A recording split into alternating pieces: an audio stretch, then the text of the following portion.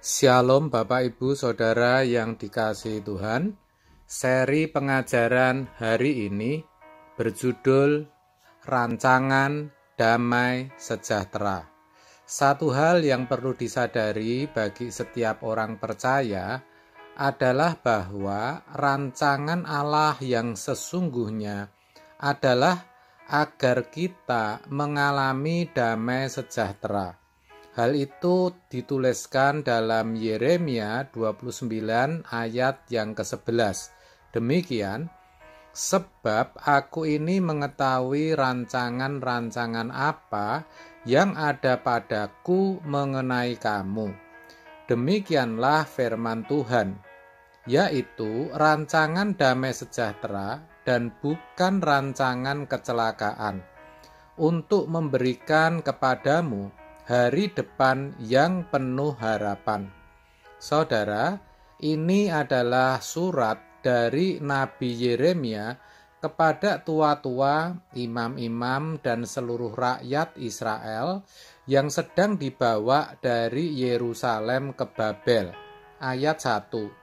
Surat ini berisi firman Tuhan yang harus ditaati, yang harus dilakukan oleh bangsa Israel, di mana Tuhan perintahkan kepada mereka agar mereka mendirikan rumah di sana, membangun kebun, dan menikmati hasilnya. Ayat 2. Tuhan juga memerintahkan agar mereka berkeluarga, supaya jumlah mereka menjadi banyak, mengusahakan serta berdoa untuk kesejahteraan kota di mana mereka tinggal. Ayat 6-7.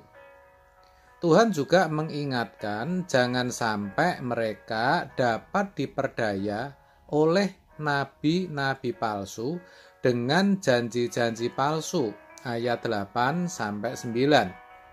Selain itu, Tuhan juga berjanji bahwa setelah 70 tahun barulah bangsa itu akan dibebaskan dan dikembalikan ke Yerusalem, negeri mereka.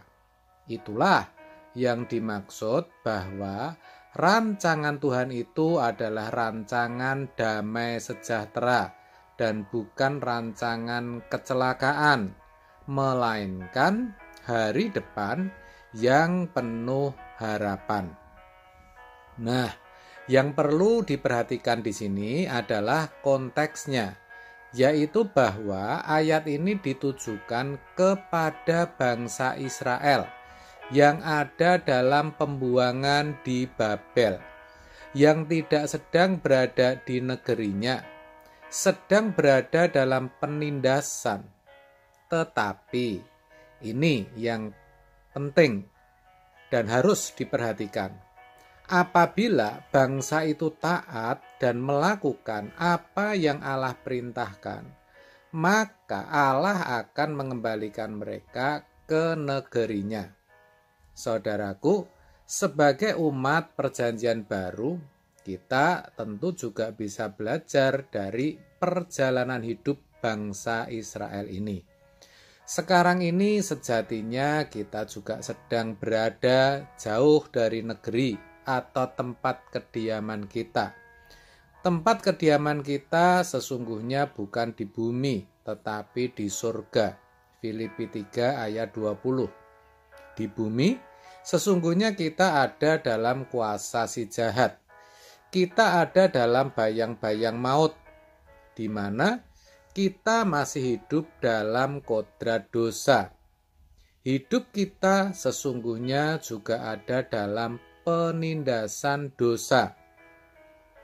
Di sini, Tuhan juga telah memberikan Injil, yaitu firman Tuhan, yang berkuasa untuk mengkuduskan kita dari perbuatan dosa, dari segala sesuatu yang tidak sesuai dengan kehendak Allah.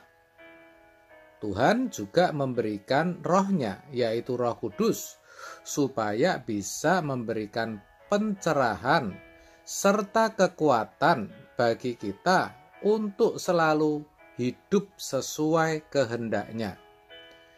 Tuhan juga telah memberikan model hidup, yaitu Kristus Yesus, anaknya yang tunggal, supaya kita bisa meneladaninya. Selain itu, Tuhan juga menggarap kita melalui semua kejadian atau peristiwa yang terjadi atau boleh kita alami. Saudara, melalui semuanya itu, Tuhan menginginkan agar pada akhirnya kita bisa mengenakan kodrat ilahi dan beroleh hidup yang kekal, yaitu hidup bersama Bapa dan yang mulia Tuhan Yesus. Dan untuk itu, Tuhan Yesus sendiri berkata, "Aku pergi ke situ untuk menyediakan tempat bagimu. Dan apabila aku sudah pergi ke situ dan menyediakan tempat bagimu, aku akan datang kembali dan membawamu ke tempatku, supaya di mana aku berada, kamu pun berada." Yohanes 14 ayat 2-3. Itu jelas menunjukkan keseriusan Yesus untuk mempersiapkan masa depan yang penuh harapan. Jadi, bagi kita, umat perjanjian baru, rancangan Allah yang penuh damai sejahtera itu nanti di LB3, langit yang baru dan bumi yang baru. Namun demikian, berita baiknya, damai sejahtera itu bisa dialami ketika kita masih hidup di bumi ini.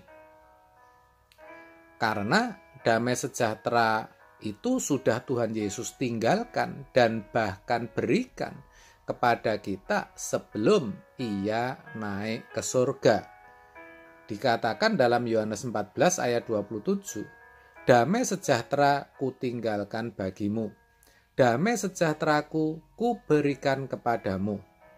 Dan apa yang kuberikan tidak seperti yang diberikan oleh dunia kepadamu. Janganlah gelisah dan gentar hatimu." Damai sejahtera itu ada di dalam pribadi Roh Kudus. Tetapi itu baru bisa kita alami kalau kita benar-benar menghayati dan menghargai keberadaan Roh Kudus di dalam diri kita. Itu tidak mudah, saudara, karena untuk itu kita harus berjalan seirama atau ada dalam pimpinan Roh Kudus. Dan agar bisa dipimpin oleh Roh Kudus, kita harus mematikan kedagingan dan segala nafsu duniawi kita. Selama hidup kita selama hidup kita masih syarat dengan berbagai hawa nafsu, hasrat, dan keinginan, damai sejahtera itu sulit kita alami. Semakin banyak keinginan, bukan semakin damai hati kita, tetapi justru semakin khawatir. Dalam bahasa Jawanya, semakin kemerungsung. Itulah sebabnya kita harus selalu memeriksa hidup kita. Kalaupun masih ada keinginan, boleh, enggak apa-apa saudara, asalkan keinginan itu sesuai dengan kehendak Allah atau untuk memuliakan Dia, supaya rancangan damai sejahtera itu benar-benar kita bisa rasakan dan alami sejak di bumi ini sampai keabadian nanti. Amin. Tuhan Yesus memberkati.